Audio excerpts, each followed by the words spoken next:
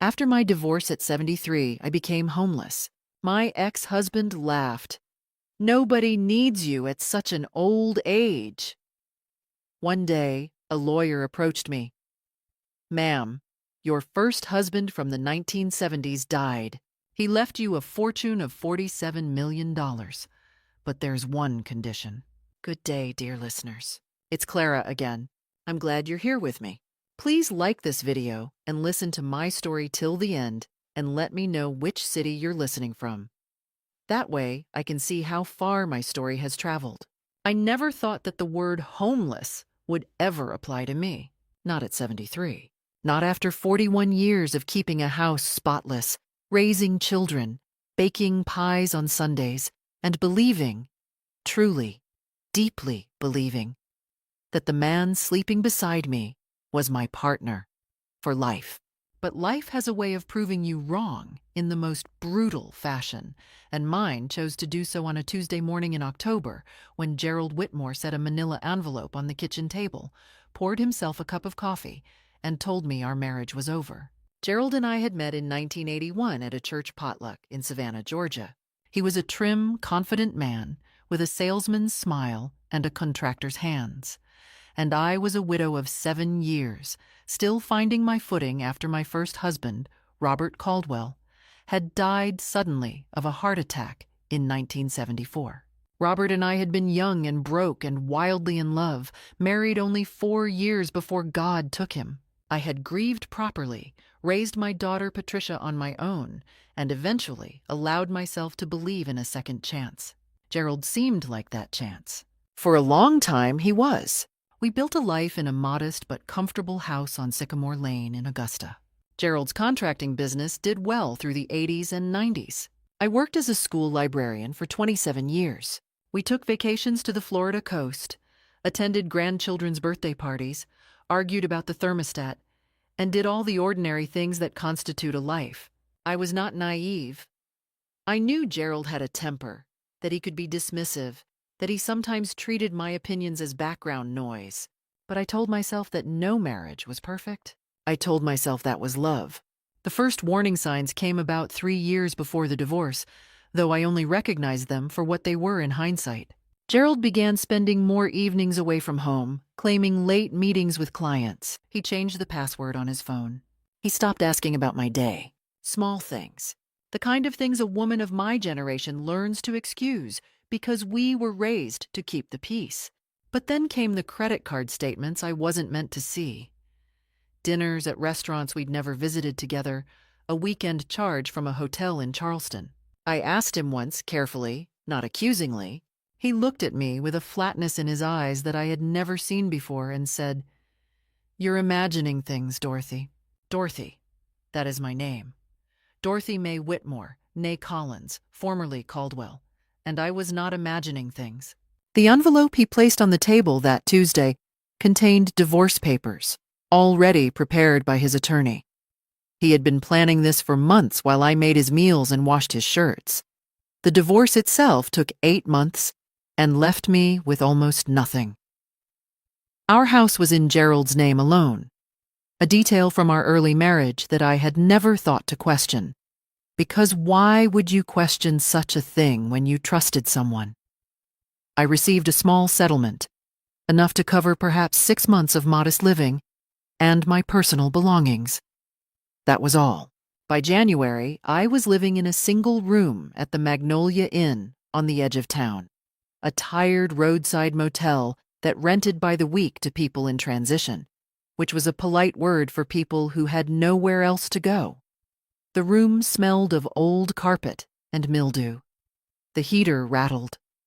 I was 73 years old, sleeping on a mattress with a spring that poked through the left side, and I cried every night for the first month. Not from self-pity, I told myself, but from sheer disbelief that this was where a lifetime of devotion had deposited me. Gerald, I later heard through mutual acquaintances, had moved his girlfriend, a woman named Rhonda, 54 years old and a former client, into our house on Sycamore Lane within 3 weeks of the divorce being finalized. When Patricia told me this, she also told me what Gerald had said when someone apparently mentioned my name at a social gathering. He had laughed, actually laughed, and said, "Dorothy? She's on her own now. Nobody wants a woman that old." She should have thought about that before she got boring. I sat with those words for a long time. I let them hurt the way they needed to hurt, and then I folded them away somewhere cold inside myself and tried to think about next steps. It was on a Wednesday in late February, gray skies, the smell of rain coming, that I was sitting in the small motel lobby pretending to read a magazine when a man in a dark suit walked through the door and asked the clerk at the desk if there was a Mrs. Dorothy Whitmore staying on the premises. I looked up. He was perhaps 50, with careful eyes and a leather briefcase, and he introduced himself as James Hargrove, an estate attorney from Atlanta. He sat down across from me in one of the cracked lobby chairs, set his briefcase on his knees, and said, "Mrs. Whitmore, I've been looking for you for some time. Your first husband, Robert Caldwell, passed away last month." I stared at him. "Robert died in 1974, I said. He shook his head slowly. "No, ma'am. Robert Caldwell survived. He left Savannah in 1974 under circumstances I'll explain in full. He passed away on January 9th of this year in Portland, Oregon. He left an estate valued at approximately $47 million. He paused. "And you are named as the primary beneficiary." The magazine slipped from my hands. Outside, the rain began. "There is," he added quietly, "one condition." I did not sleep that night. I lay on that rattling mattress in room 11 of the Magnolia Inn and stared at the water stain on the ceiling and tried to arrange the facts into something that made sense. Robert Caldwell. My Robert, the boy who used to bring me wildflowers from the roadside because he couldn't afford a florist. The man who had kissed my forehead the morning he supposedly died had not died. He had left. And for 50 years, he had lived an entirely different life, somewhere in the Pacific Northwest, apparently building a fortune while I had grieved him, buried an empty coffin in my heart, remarried, grown old, and ended up in this room. The question that kept circling back was not even the inheritance. It was simpler and more devastating. Why? Why had Robert faked his death or disappeared, or whatever the truth turned out to be? What had I done or not done that made a man choose to vanish rather than simply leave? And what kind of woman does that make me, to have been abandoned twice by two different men in two entirely different ways? I gave myself until dawn to grieve the version of the past I thought I'd known. I sat up as the first gray light came through the curtain, made myself a cup of instant coffee on the little motel kettle, and decided to stop asking questions about why and start asking questions about what. What was the condition attached to the inheritance? What would it require of me? What were my actual options here? Mr. Hargrove had given me his card and said he would return the following morning. We had agreed on 10 o'clock. I had the intervening hours to think clearly. My immediate situation was this. I had approximately $400 remaining from my divorce settlement. My motel room was paid through the end of the week. I had no car. Gerald had kept the vehicle we purchased together, and the judge had allowed it because the title was in his name alone. I had a cell phone on a prepaid plan, a suitcase of clothes, and a box of books and photographs that Patricia was storing in her garage. I was 73 years old, in reasonable health for my age, with mild arthritis in my left knee and a stubbornness that had always annoyed Gerald more than any other quality I possessed. That stubbornness felt that morning like the most valuable thing I owned. When Mr. Hargrove arrived at 10, he was punctual and professional, carrying 2 cups of coffee from the diner down the road, a small gesture that I noted and appreciated. We sat in the lobby again. He opened his briefcase and laid out documents in a careful, organized manner that told me he was a thorough man. Robert Caldwell, he explained, had left Savannah in the spring of 1974, not because of any emergency or death, but because he had made a catastrophic financial decision, a bad investment that had left him owing money to individuals who were not patient about repayment. He had panicked. He was 28 years old, frightened, and rather than face the situation, he had disappeared, allowing the assumption of his death to take hold naturally because he had not corrected it. It was cowardly. Mr. Hargrove said this word plainly and without apology on Robert's behalf. Cowardly. Robert had eventually rebuilt his life in Oregon under a variation of his name, going by his middle name, James, and using his mother's maiden name professionally. He had entered the timber industry, made shrewd investments over decades, and died a wealthy man. He had never remarried. He had, according to documents in his estate files, kept a single photograph of me throughout his life. The condition of the inheritance was this: because Robert had legally died without a death certificate ever being formally issued, and because the legal complexities of his disappearance created a probate situation that required verification, I would need to formally attest to my identity as his original wife and lawful spouse at the time of his disappearance, submit to a review of our original marriage documents, and participate in a probate hearing in Portland within 60 days. If the probate court was satisfied, the estate would pass to me as stated in Robert's will, which had been written 8 years before his death and updated twice since. $47 million. The number still didn't feel real, but the cracked plastic chair beneath me was real, and the $400 in my purse was real, and Gerald's laughter was real. "I'll do it," I said.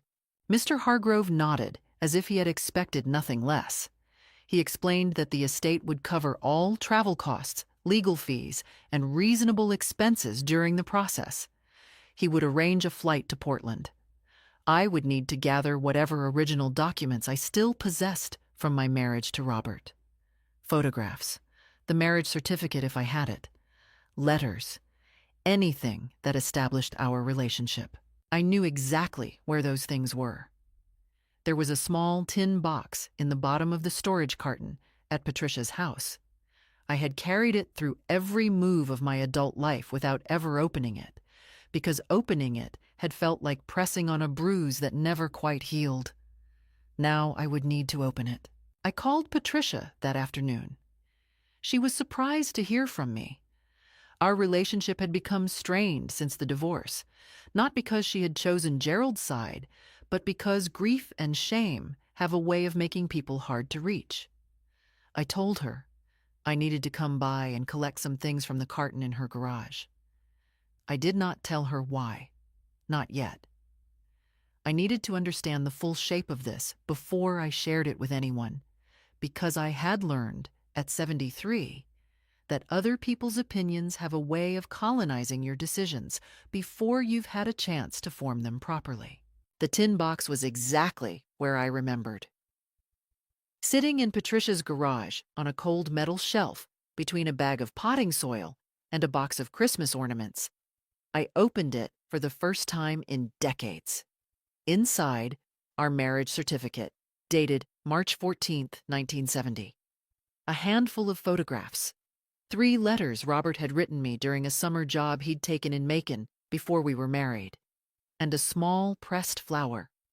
A roadside wildflower, dried to paper thinness, tucked inside a folded piece of notebook paper. I held it carefully and did not cry. I was making a plan.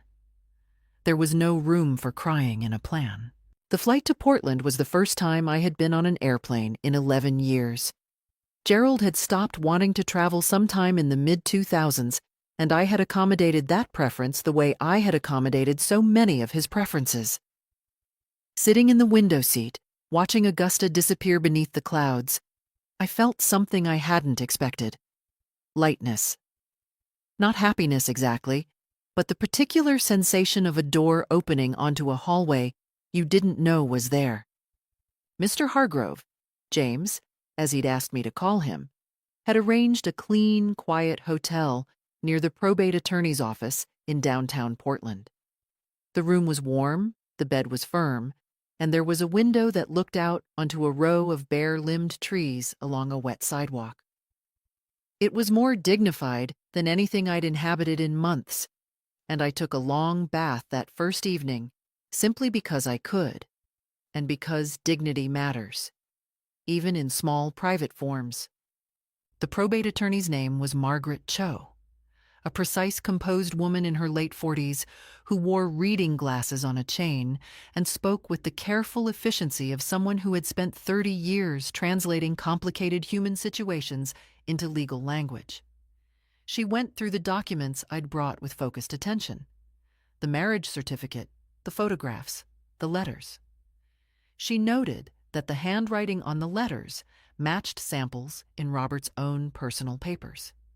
She photographed everything and told me that the formal hearing would be scheduled within 3 weeks, pending a standard period for any other parties to come forward and contest the probate. "Other parties," I repeated. She looked at me over her glasses. "Mr. Caldwell had a daughter," she said, "from a relationship in the early 80s. Her name is Sandra Caldwell. She is 51 years old and lives in Seattle. She was not named in the will." I absorbed this. A daughter. Robert had a daughter. Somewhere, without me, he had built a partial family. Just not with me. And apparently not with any formal commitment to this Sandra's mother either. "Has she been notified?" I asked. "She has," said Miss Cho. "She was informed of the estate and its terms approximately 2 weeks before we located you." Which meant Sandra Caldwell had known about the inheritance, and about me, for 2 weeks before James Hargrove had walked into the Magnolia Inn. I thought about what 2 weeks of knowing gives a person. 2 weeks to consult attorneys of her own. 2 weeks to plan. I was not paranoid by nature, but I was also no longer naive. The call came 3 days later, while I was sitting in a small cafe near the hotel eating a bowl of soup. My cell phone buzzed with an unknown number, a Seattle area code. I answered. The voice was controlled, but with an edge beneath it, like a wire pulled too tight. "Is this Dorothy Whitmore?" "It is," I said. "My name is Sandra Caldwell. I think we need to talk." She proposed a meeting, neutral ground, she said, a coffee shop in the Pearl District. I agreed, and then I immediately called James Hargrove and told him. He was quiet for a moment, and then said, "You don't have to meet with her. She has no legal standing to contest the will on her own." "I know," I said, "but I want to see what she wants." What Sandra Caldwell wanted became clear within the first 5 minutes of our meeting. She was a tall woman, angular, with Robert's coloring. I could see that immediately. A strange echo of a face I had loved, but with a coldness in her expression that Robert, whatever his faults, had never possessed. She had a younger man with her whom she introduced as her boyfriend Derek, who said nothing throughout, but sat with the particular alertness of someone ready to be useful in an unspecified way. "You were married to my father for 4 years, Sandra said. 50 years ago. I've lived with him, taken care of him in his final years, managed his house and his affairs." "That must have been meaningful," I said carefully. "He left me nothing," she said. The wire under her voice pulled tighter. "Nothing. Not the house. Not the accounts. Everything to you. A woman he hadn't seen in half a century." "I didn't know he was alive," I said. "That's convenient," she replied. I noticed then that she was watching my hands, specifically watching to see if they trembled. I kept them still around my soup spoon. "Sandra," I said as kindly as I could manage, "I understand this is painful, but I can't change what your father decided." She leaned forward slightly. "I think you should consider a settlement, voluntary, before this becomes something difficult for everyone." "How much?" I asked. She named a figure, 15 million, in exchange for me stepping back from the probate process entirely. "Let the estate fall into a default state," she explained, "where she could then bring her own claim as a de facto caregiver dependent." I looked at her for a long moment. I thought about room 11 at the Magnolia Inn. I thought about the marriage certificate dated March 14th, 1970. I thought about the pressed wildflower. "I'll need to think about it," I said. I had no intention of thinking about it, but I needed to know what she would do next. I found out sooner than expected. When I returned to my hotel that evening, I discovered that someone had gone through my room. Nothing was taken. My documents were in a lockbox at the attorney's office, but the room had been searched, subtly and professionally, a fact confirmed by the slight misalignment of items I had left in particular positions out of the old, careful habit of a woman who had learned to notice things. I photographed the room before touching anything, then called James Hargrove, and then the hotel manager. The manager reviewed the keycard entry log. Someone had entered the room during a 90-minute window that afternoon using a keycard. That was my first direct proof that Sandra Caldwell was not going to accept this quietly. James Hargrove took the hotel security situation seriously. By the next morning, he had arranged for me to move to a different hotel. Smaller, less conspicuous, paid under the estate's account in a way that wouldn't be easily traced through public records. He also connected me with a local attorney named Paul Reston, who specialized in probate litigation, because it was now clear that Sandra intended to mount a formal contest. My plan, such as it was, rested on 3 pillars. First, complete the probate hearing successfully by presenting all available documentation establishing my identity and my legal standing as Robert's wife. Second, ensure that all evidence of Sandra's interference, including the hotel intrusion, was formally documented and placed into the legal record. Third, remain composed, patient, and visible only when it served my purpose. The documentation piece required work. James and Paul together had already assembled the estate records, Robert's will, and his financial history. What I could contribute was the personal history, the marriage certificate, the correspondence, the photographs, and something James had found in Robert's personal effects that neither of us had expected: a journal. Robert had kept a journal, sporadically, for decades, and in several entries, spanning the late 1990s and early 2000s, he had written about me by name. He wrote about regret with the careful, measured language of a man who had spent decades not saying what he actually felt. He wrote that leaving had been the worst decision of his life. He wrote my name as though it still carried weight after 30 years of silence. I read those journal entries in Paul Reston's office on a gray Thursday afternoon, and I held myself together with the concentration of someone diffusing something delicate.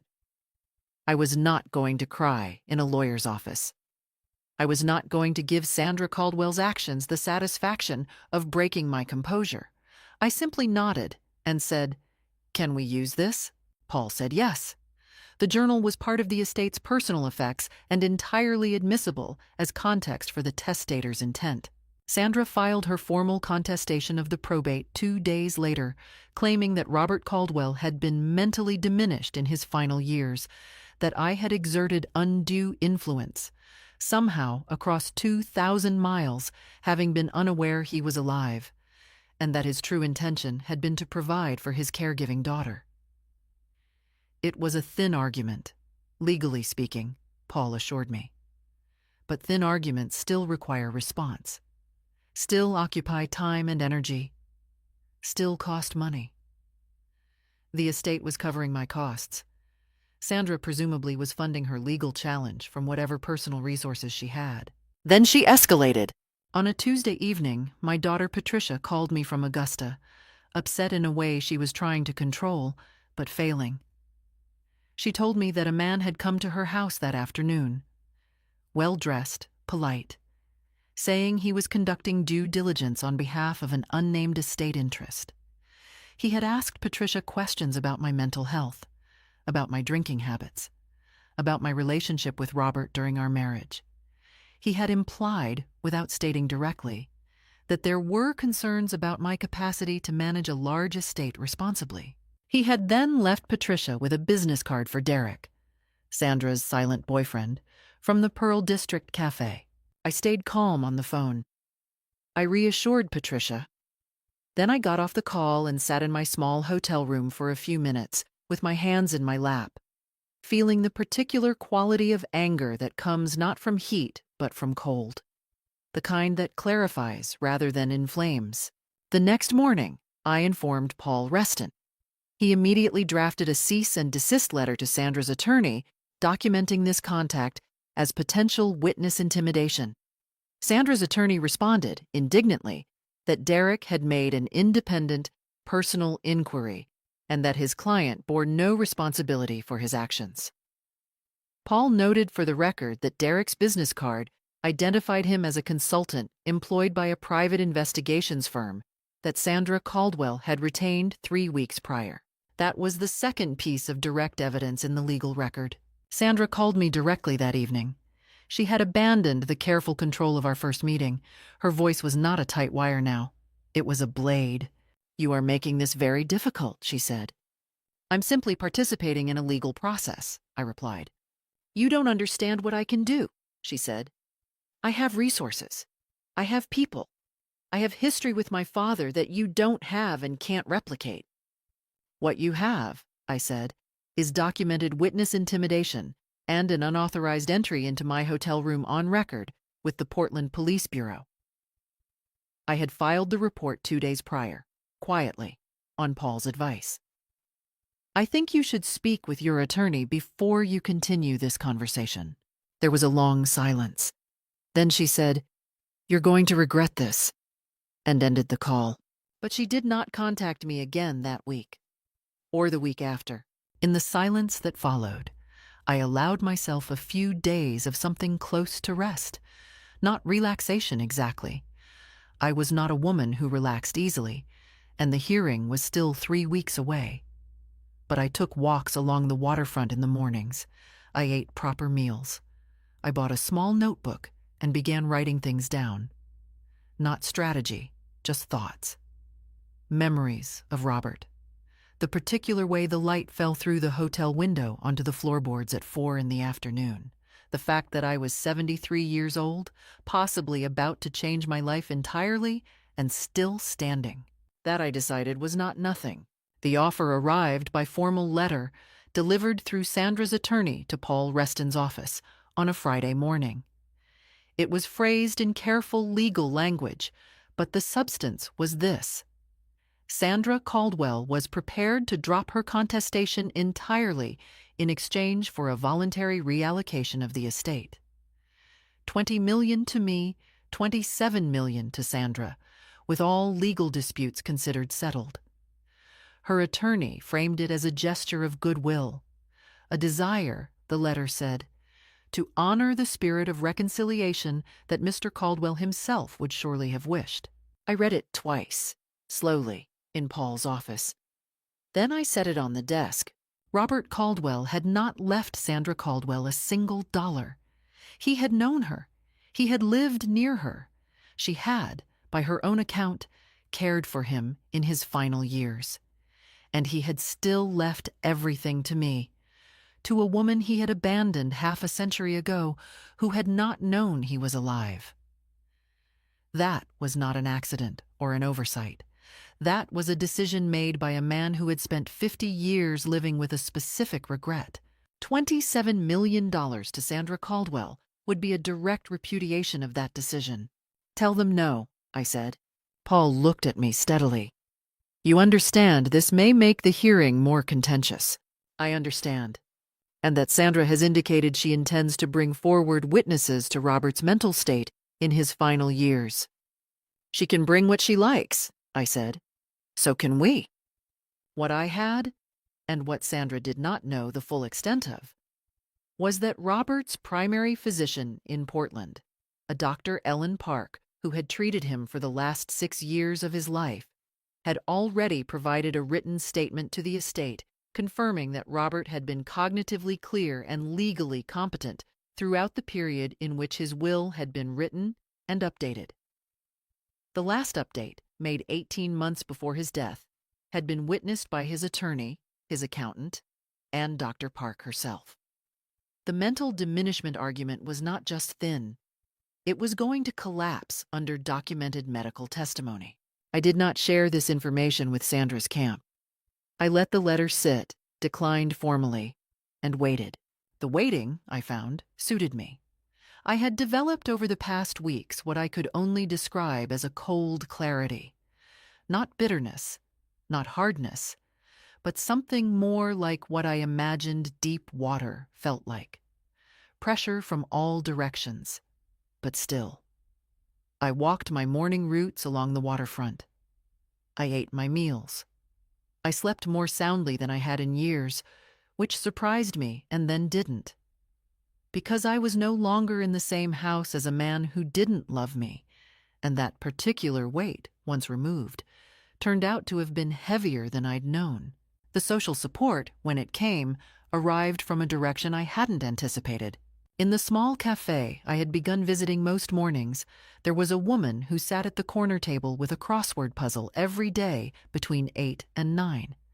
She was perhaps 68, compact and alert, with silver hair cut close and an expression of comfortable self-possession. We had nodded at each other for 2 weeks before we spoke, the way people do when they occupy a shared space regularly without formal introduction. Her name was Carol Beaumont. She was a retired family law judge from Oregon, transplanted from the East Coast, who came to this cafe every morning because she liked the light in the corner and the owner didn't play music before noon. We talked for the first time over a shared newspaper someone had left on the counter, and the conversation moved quickly and naturally from current events to her former career to the general subject of estate litigation. At which point I told her, briefly and without dramatic emphasis, what I was navigating. She listened without interrupting, which is rarer than it should be. When I finished, she said, "You handled the witness intimidation documentation exactly correctly. Exactly." We began having breakfast together most mornings. Carol did not offer legal advice. She was careful to remain within the boundaries of friendship rather than counsel. But she listened. She asked precise questions. And she possessed the quality I most needed from another person in those weeks. She believed me without requiring me to convince her. She simply took me at my word as a woman who knew what had happened to her and what she intended to do about it. Some mornings she brought her dog, a small elderly terrier named Rutherford, who slept under the table during our conversations with the philosophical composure of a creature who had found his purpose in simply being present. I found I looked forward to those mornings with a feeling I eventually recognized as genuine comfort, the ordinary kind, made of coffee and conversation, and the company of someone who expected nothing from you except that you be honest.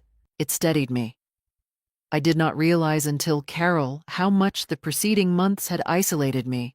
The motel, the divorce, the shame that attaches itself to women who end up reduced by circumstances they couldn't fully control. I had been carrying that isolation as though it were a private condition, a personal failing. Carol's unremarkable, matter-of-fact presence reminded me that it wasn't. It was simply a thing that had happened. And things that had happened could be followed by other things. Across the city, Sandra was watching.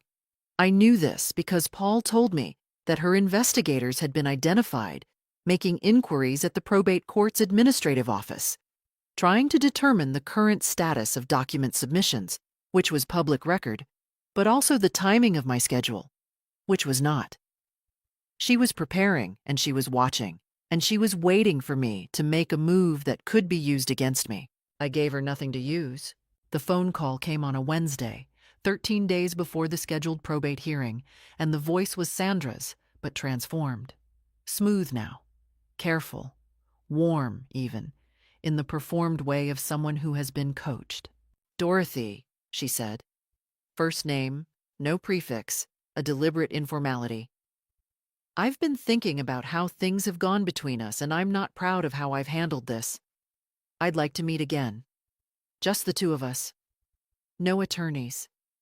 No Derek. I think we got off to a bad start, and I'd like to try something different. I held the phone and looked out the window at the bare trees on the wet sidewalk. I thought, she is 13 days from losing everything she thought she was going to get. She is trying a new approach because the old one didn't work. All right, I said. Where? She chose a restaurant this time. A proper one, not a cafe. A place called Harborview, with linen napkins and a wine list, the kind of establishment chosen to project stability and seriousness. She was already seated when I arrived, in a good blazer, her hair done, a glass of water in front of her. She stood when she saw me and offered her hand, which I shook. We ordered food we were both too intent to properly taste, and then Sandra began. It started with an apology. Structured, sincere-sounding, hitting the expected notes. She had been overwhelmed by grief, she said. She had acted rashly. She was sorry about Derek's visit to Patricia, sorry about the hotel situation. She said this carefully, not quite admitting to having ordered it, but implying awareness of it. She had loved her father, she said, and she had believed she understood his wishes, and she had been wrong to pursue the contest so aggressively. I listened. I ate my salad. I said, I hear you, at appropriate intervals. And then the pivot came, as I knew it would. Gradual at first. She began describing her childhood, how Robert had come in and out of her life in unpredictable patterns, how her mother had raised her largely alone, how she had chosen in adulthood to build a relationship with her father despite the difficulties, to show up for him when no one else did. She was positioning herself as the dutiful, present daughter. She was not lying about these facts, I suspected. She was just selecting which facts to emphasize. He was confused in his last years, she said. More than the doctors recorded because he was proud and he hid it. Dorothy, I say this gently, the man who wrote that will was not entirely the man who should have been writing it. There it was, under the apology, under the linen napkins and the careful warmth, the same argument in new clothes. Sandra, I said, setting down my fork, I appreciated you reaching out. I mean that. But I want to be clear with you about something. I looked at her directly and kept my voice even. I am not going to voluntarily withdraw from this probate process. I am not going to accept a partial settlement. I am going to the hearing in 13 days, and I am going to present my case, and I am confident in the outcome. I paused. I understand that's not what you wanted to hear. Something shifted in her face. The smooth surface cracked in small but visible ways, a tightening around the jaw, a change in the quality of her eyes. The warmth drained out like water from a tub. You're making a mistake, she said. Her voice had gone flat. You've told me that before, I said pleasantly. I have things I haven't used yet, she said. Things about the early years of your marriage to Robert, about why he left. I considered this. Then bring them to the hearing, I said. That's what it's for. She leaned forward slightly, dropping the last pretense of warmth. He left you because you were cold, she said. Because you were difficult. Because he couldn't breathe. I know this because he told me. My father described his first marriage as suffocating, and you apparently haven't changed. I sat with that for a moment. I let it land. The old version of me, the one who had spent 41 years keeping Gerald calm, managing moods, accommodating, shrinking, might have flinched, might have found herself suddenly wondering if it was true, might have offered something, conceded something, simply to make the discomfort stop. That woman was still inside me. I could feel her. But I did not let her speak. Thank you for dinner, I said, folding my napkin onto the table and reaching for my coat. I hope the next time we see each other is in a more formal setting. I walked out of Harborview with steady steps and did not look back. In the cab back to the hotel, I allowed myself to feel the fear that I had kept behind my ribs during the entire dinner. It was real. Sandra's threat about things she hadn't used yet was not nothing, and whatever Robert had said to her about our marriage could be shaded and shaped into something that sounded damning. Character assassination was a legitimate legal tactic, even in probate court. Even against a 73-year-old woman with a pressed wildflower and a marriage certificate from 1970. But I noticed, as the cab moved through Portland's lit streets, that the fear was not collapsing me. It was instead sharpening something, like cold water on a clear morning. I took out my phone and texted Paul Reston. She threatened additional evidence. "We should talk tomorrow." "I'm fine." Then I looked out the cab window at the city moving past, and I breathed, and I held myself together, and I thought, 13 more days. The probate hearing was held in the Multnomah County Courthouse on a Thursday in late March. The room was smaller than I had imagined from its formal title, a wood-paneled chamber with fluorescent supplements to the natural light from one high window, rows of seats that were perhaps half-filled with the various parties and their counsel.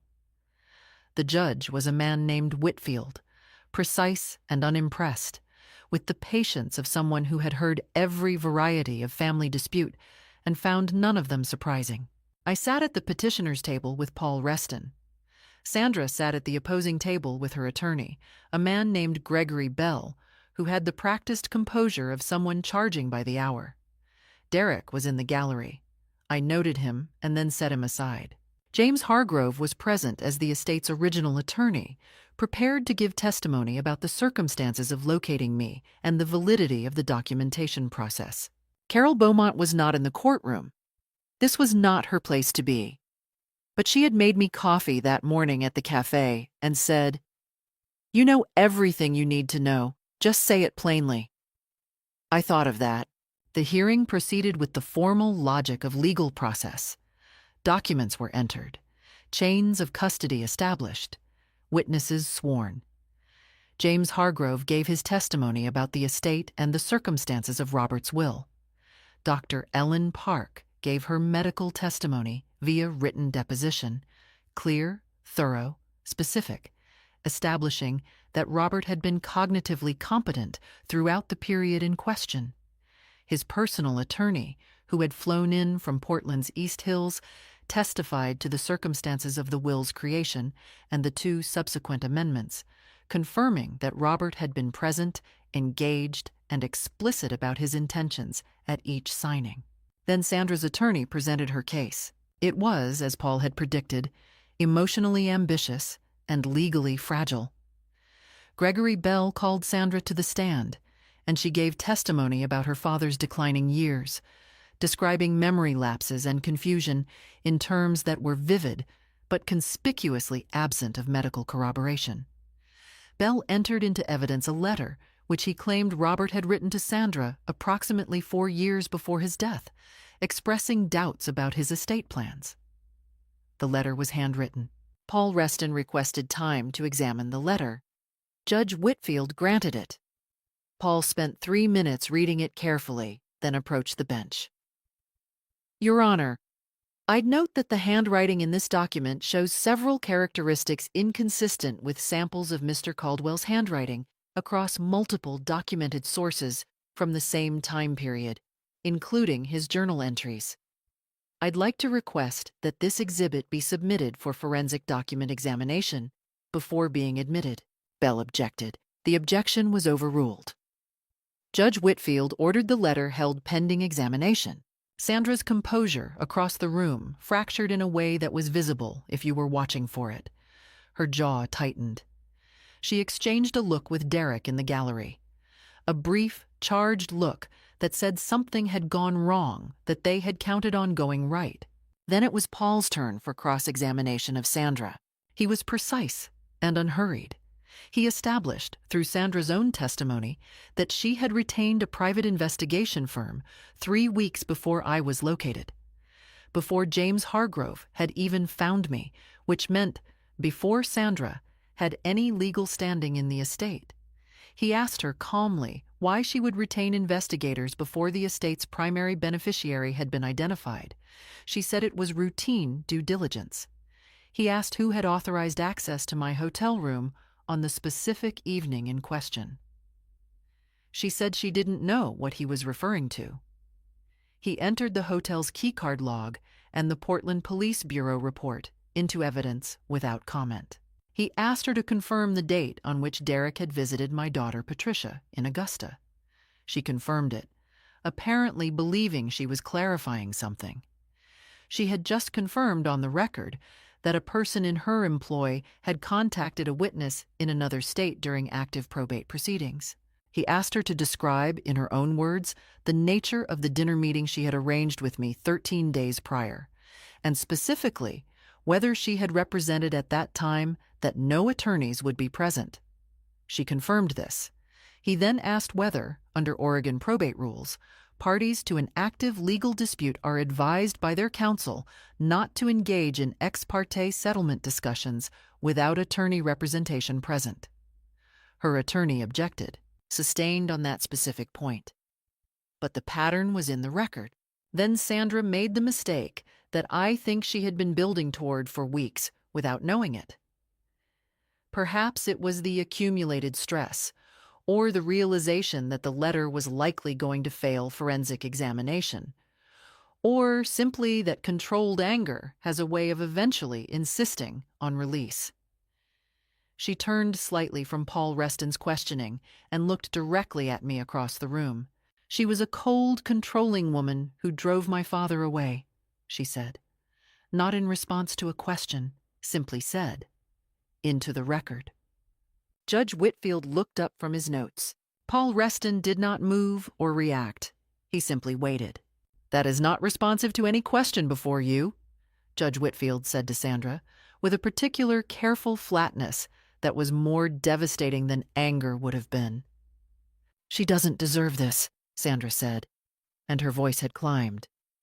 He hadn't seen her in 50 years. She meant nothing to him. He told me. Ms. Caldwell, said the judge, you will confine your remarks to questions asked by counsel.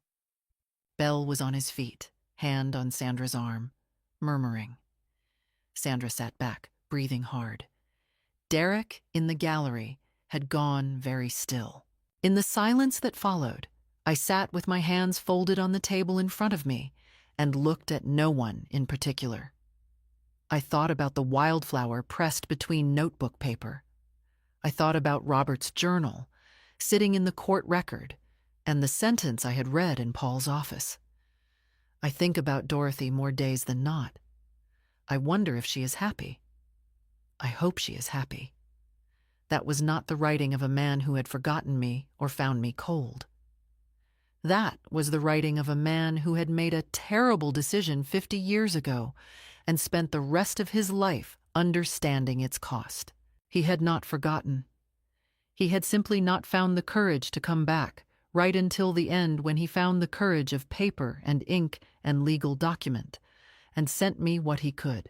I felt no triumph in that room, only something very old and very complicated settling into place, like a piece of furniture finally moved to where it should have been all along. The forensic document examination of Sandra's letter took 11 days. The report was 3 pages of technical language that reduced to a single practical conclusion. The letter was not consistent with Robert Caldwell's handwriting, as established across 14 authenticated reference samples. The ink dating placed its composition within the previous 8 months. Robert had been dead for 14 months. The letter was a forgery. Gregory Bell withdrew from Sandra's representation within 48 hours of the forensic report being delivered to all parties. Attorney withdrawal in the middle of active litigation is a significant event, and it told me more about what Bell believed regarding his client's conduct than anything he would have said directly. Sandra attempted to retain new counsel. 3 attorneys declined in sequence.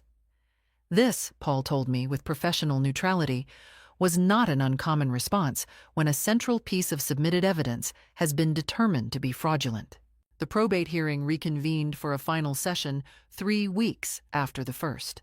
Sandra appeared without legal representation.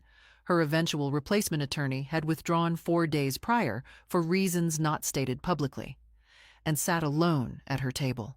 She looked smaller than she had at Harborview, smaller than she had at the cafe in the Pearl District. not smaller in a way that made me feel anything uncomplicated. She was Robert's daughter. She had presumably genuinely cared for him in his final years, whatever her motivations. But she had also submitted a forged document to a court of law, engaged investigators to surveil and intimidate, contacted my daughter under false pretenses, and orchestrated an unauthorized search of my belongings. These were not the actions of someone driven only by grief. These were the actions of someone who had decided that what she wanted was more important than the truth. Judge Whitfield did not deliberate at length. The estate's legal standing was clear, the documentation was thorough, the medical testimony was uncontested, and the only challenge to my standing had been built on evidence that had failed forensic examination. He ruled in my favor. $47 million. The estate of Robert James Caldwell passed to Dorothy May Caldwell, my original married name, which I had set aside at remarriage and now quietly reclaimed in the relevant documents. As the lawful beneficiary, per the explicit and competently expressed wishes of the decedent. I signed the final documents in Paul Reston's office that afternoon. My hand was steady. James Hargrove was present. Carol Beaumont had offered to come, but I told her this part I'd prefer to do quietly, and she understood, because she was the kind of person who understood such things without requiring explanation. I texted her afterward. "It's done." She replied, "Good. Rutherford and I are at the cafe. Come have coffee." I went. The legal consequences for Sandra unfolded in the weeks that followed, with the institutional patience of systems that don't hurry, but do arrive. The submission of a forged document in probate proceedings is a felony in Oregon under the category of fraud upon the court. The district attorney's office opened an investigation. Paul informed me that the investigators Sandra had retained were also under scrutiny for their activities in Augusta. Specifically, the contact with Patricia, which had crossed several jurisdictional lines. Derek, the silent boyfriend, vanished from Sandra's life around this period. This I learned not from any official source, but from Carol, who, being a former judge with a certain network, heard various things through various channels. She mentioned it without elaboration. I did not ask for elaboration. Gerald, back in Augusta, heard about the estate. The news reached him through mutual acquaintances, as it inevitably would in a city of that size. Patricia told me he had called her to ask about it. He had been quiet on the phone, she said, and had asked 2 or 3 careful questions and then ended the conversation without his customary breezy confidence. His girlfriend Rhonda was by all accounts very interested in the Sycamore Lane house. I did not call Gerald. I felt no particular desire to speak to him.